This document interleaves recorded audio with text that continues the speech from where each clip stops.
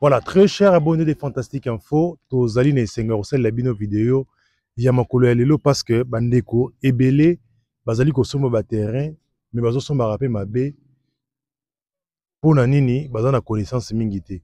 Lelo nazali na invité na ngai oyo azali bongo chargé ya état civil na secteur ya Lukunga Mputu na ye to meka kosolola na ye makambo etali ba document nini oyo esengela moto asombi terrain na ye na province ya Congo central na niveau ya territoire ya Kasangulu na secteur ya Lukunga Mputu na groupement ya Manke yende mutazali chef ya ba service oyo ezali oyo bapesaka mikanda nde naosolola na ye. Voilà, mbote papa. Mbote vraiment, c'est très gentil papa.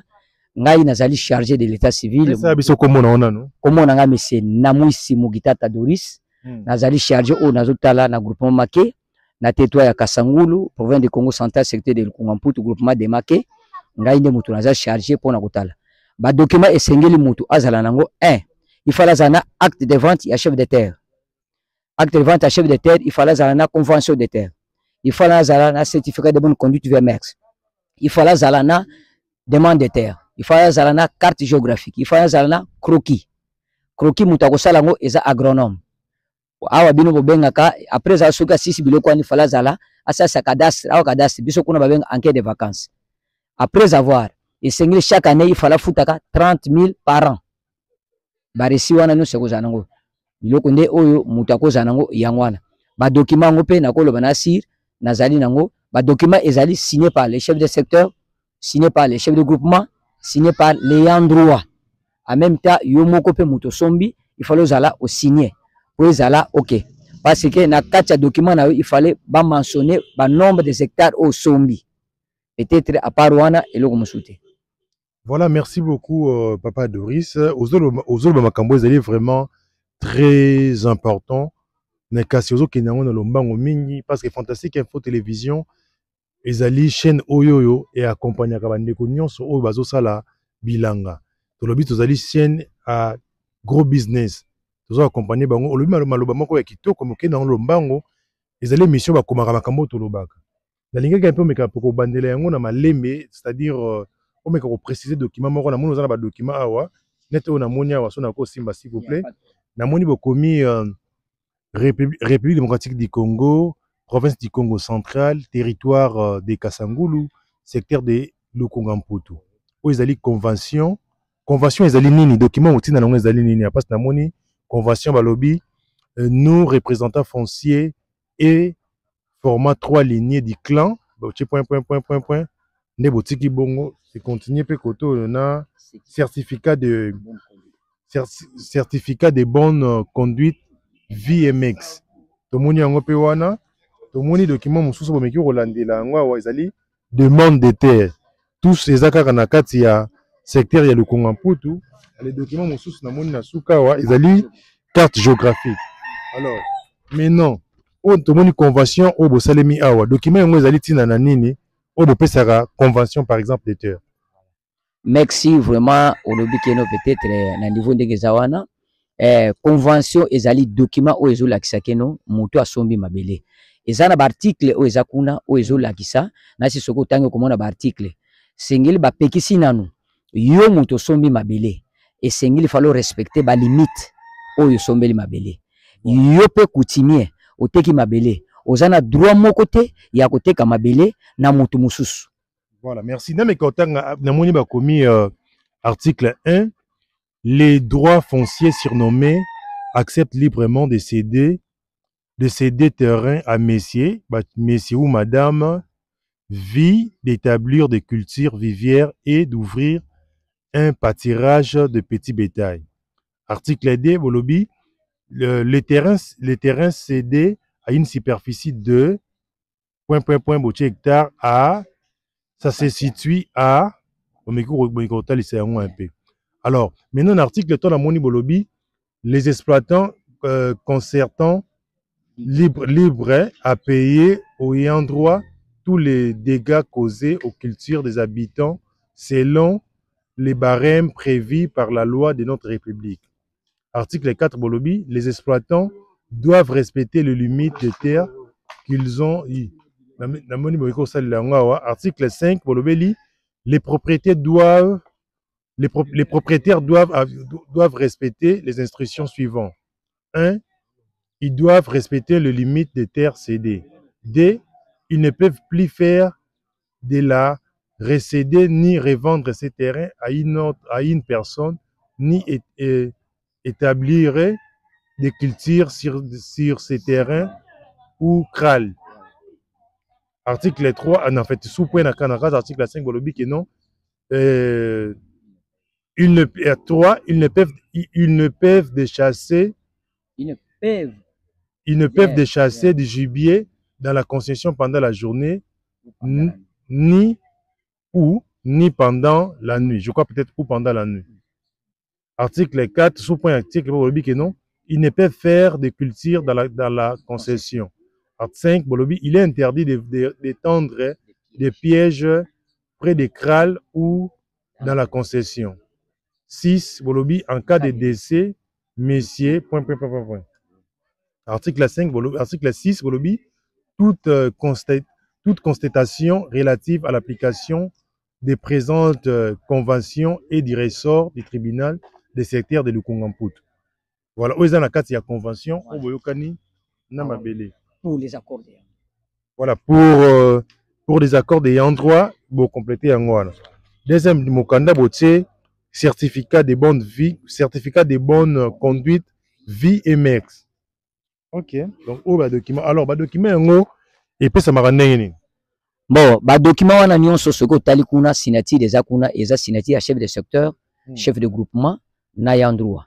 Mais yandroit siko avant yandroit aluka moye, avant le to délivrer motifa to mona acte de vente à chef de terre. Donc une zela tango ba délivrer au pays na chef de terre a signé. Na si document yangwana. Voilà. Alors document il faut protéger mutuna nini. Donc si on l'a dit bien, ndenge na Kinshasa to benga ngo document oyo tozora na niveau ba commune, c'est pareil na document oyo. Ça n'a rien à voir na cadastre. Place wana na cadastre azate. Cadastre ndenge zana akuzwa tozana fiche. Fiche moko ba bengi fiche concession. Fiche concession yango nde mutu komema yo po kino sasa cadastre. Omoni fiche des concessionnaires. Voilà. Fiche concession yango moni awa na se ba lobby, est-ce que en cas de vacances, oui ou non? Yango wana omoni contrat de bail, contrat de phytéose. Siko biloko wana tango ko sasa biloko wana yango nde bakozwa ba numéro wana bache. OK, c'est la convention chez OK. Enquête de vacances, oui, soza lango. Voilà. Contrat de bail au Tchangope. Voilà. Contrat d'amphithéose au CPNO. Voilà. OK. Alors, donc, c'est-à-dire, nous sommes ils allaient na Kinshasa va service ici na ministère intérieur à travers l'hôtel de ville. Voilà. Ninge bo ils allaient document et ko porte ba document ba protection contre nani. Bon, ba document ko protéger parce que monde va signature ko nezali. En cas au bongisi acte de vente. Ya kolo mabele. Et ko protéger parce que kuna signature ya kolo mabele zali. Nombre de hectares zali. Okay. Après avoir soko komi na ba tribunal. Soki document on ezate na si peut-être ozala po ba ko tuno pesa biso document oyo ozala kana oyo o sombela mabele. Neti ndenge za balo ba ko tuno ke pesa biso buku alupango. Ou pesa biso mikando sombela concession na yo. Soki document ezate c'est que ba ko tuno est-ce que okenda kadase nanu te a oboye ba biloko nde yango wana. Est-ce oleka na quartier nanu te oleka na commune nanu te biloko wana nyonso yango wana. Voilà, très chers téléspectateurs de Fantastique Info, c'était vraiment important pour nous. Il y a Kosal la bino élément parce que nous avons accompagné Bandeko Belé la carte de la province ya Congo central, mais Tobengi chef ya Tobengi chef ya Oazali la carte ya groupement ya manqué, mais c'est quoi, je crois peut-être c'est pareil, ba conditions ali partout na carte ya province, il y a des conditions dans la province ya Congo central to ils a différents na ba groupement sous. Mais vraiment na biso na secteur na territoire ya Kasangulu tozaka ka mingi na koyeba na secteur ya Lukungamputu na Kingatoko oyo batekaka mingi mabele, mais ba territoire mususu ou ba secteur mususu batekaka te neti bakibambi kuna batekaka te ba madimba pe batekaka te baluisaka kaka, mais Lukungamputu awa tala bazali baza mélanger na bateke na bawumbu na bambinza bango batekaka omona bazoteka soki moto asali enquête de vacances c'est que asilisi makambo nyonso c'est que ekomi mabele wana mpo dimo ekomi ya ye à part ko-intervenir kaka akozala arele na associé na l'état peut-être en cas de pepe alingi asala ba ONG moko boye asengi l'état apesi babiloko wana. Voilà, merci beaucoup Papa Doris pour na temps na yo oyo partager connaissance na yo na balandi ya Fantastique Info. Tolobaka toujours que Fantastique Info tozali wana pona kosunga ba ndeko na biso bazo investir ou bazali na pays même bazali bande mboka ya koyeba ba réalité oyo elekaka vraiment. Alors makambo etali ku mbongo na yango kofuta par exemple ba document poni bolobaka te ezala boni par exemple parce que bande ko za musika baza ba yeba pe que non soki naza na 10 francs bona otinda nini. Merci vraiment pona biso pona ba biloko wana nyonso tozalaka te pona kosala pona sentiment parce que tosalaka ngo si instruction o ba pesi biso ndenge toza boye tosalelaka ngo document wana nyonso ezaka na $200 ici tozalaka souteke tobakisa bo à part ce que je agronome yende muta ko kita kuna agronome bokosolola na agronome après agronome oya kosenga yo ozunjira opesi mais document wana nyonso convention de terre, demande de terre, certificat de bonne conduite vermeil, carte géographique, fiche, na attestation de composition familiale. Biloko wana nous avons des $200. Voilà, alors au lobby makambo ya agronome, est-ce agronome ngo ozalaka neti ngai ndeko lichina za agronome, neko sala document ou ezali agronome ou yaza na secteur ya Lukonga Mputu. Ça se passe comment? Merci agronome akozala oya wuti pa na biso na secteur ya Lukonga Mputu. Yo poko zala keno ozui. Exemple ke po bino abobenga ke ba géomètre. Aujourd'hui géomètre wana yena ye mais akozala accompagner na agronome na biso parce que ya akozala neti témoin na yo peut-être bakoluka moya agronome na biso asali ke exemple ke alekisi hectare bi azangisi mais oya yo ba se compléter mais kozala teke agronome auta kisasa akende kuna te avant pe aluka moye agronome aza akota kuna esengili falasa nini akoma tina biro kuna ndenge biso toza pona lingi na sala musana na ntsele na kokota te sans bakolo mabele bayeba. Il faut un quota avec ordre de monsieur Baké parafé na ke sala musala.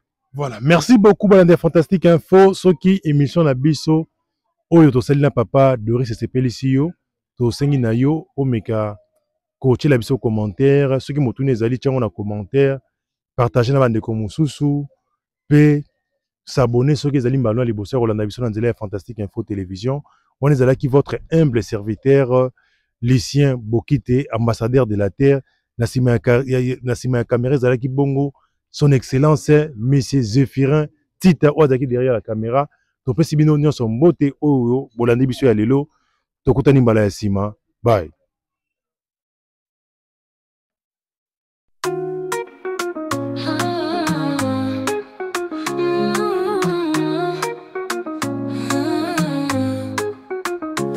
Nous sommes la chaîne de la promotion, agriculture, pisciculture, élevage en action. Accompagnement pour votre réussite, agribusiness, notre mission, on s'y invite. Fantastique Info TV, interface de la diaspora. Pour un combo bio, cultivons sans déboire. Agriculture, priorité des priorités, tout devient réalité. Gestion de projets agricoles, transformation du produit frais vers la consommation. Avec nous, chaque récolte est une victoire pour un avenir vert plein d'espoir. Fantastique Info TV, interface de la diaspora. Pour un combo bio, cultivons sans déboire. Agriculture, priorité des priorités, tout devient réalité. Il est temps que les Congolais mangent bio. En Santos à la Bilonga, c'est le mot. De la terre à la table, un parcours réussi. Avec Fantastique Info TV, le futur est ici. Le vrai changement de la RDC passera par l'agribusiness. N'oubliez pas de vous abonner gratuitement. Fantastique Info TV, interface de la diaspora. Pour un combo bio, cultivons sans déboire. Agriculture, priorité des priorités. Priorité devient réalité. Réalité. Fantastique Info TV, la chaîne agro-business. Pour un Congo prospère. prospère, un grand succès. Rejoignez-nous, ensemble construisons l'avenir vert de notre nation. Le vrai changement de la RDC passera par l'agribusiness. N'oubliez pas de vous abonner gratuitement.